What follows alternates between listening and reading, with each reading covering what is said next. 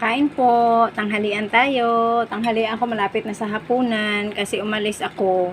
Anong oras na ako nakaluto? Ngayon, ang aking nilutong ulam ay ito, teka lang. Ayan ang aking ulam. Ang ginataang tambo. Yan. Hapunan ko yan.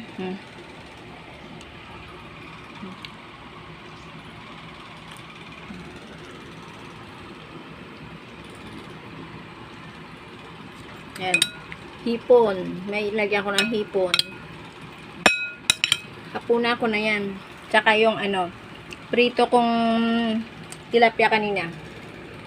Natira puro buto-buto.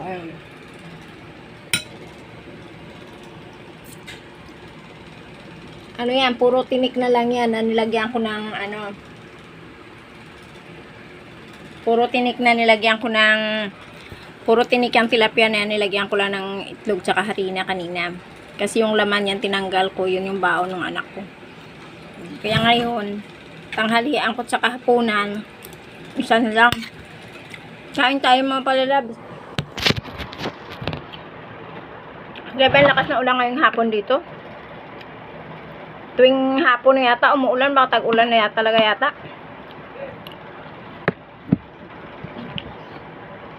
Kain tayo.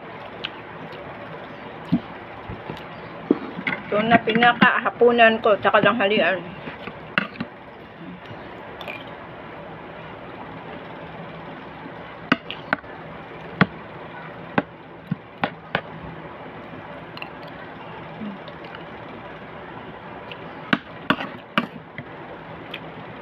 Kasi may pinuntahan ako kanina.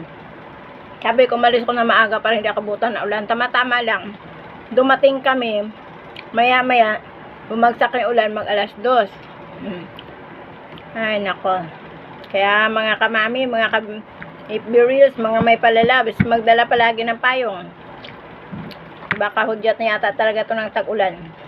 Ingat-ingat tayo sa mga nagmumotor. Magdala palagi ng raincoat.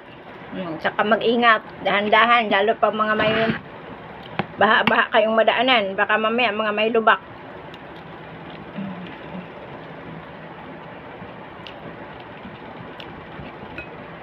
Hindi kasi ako maka-reels na wala kasi yung yung reels dun sa ng cellphone ko, hindi ako marunong magkalikot ng cellphone ko. Kaya bibidyo na lang ako. Okay, mga palalabs, thank you for watching. Good afternoon. Ingat tayong lahat. God bless.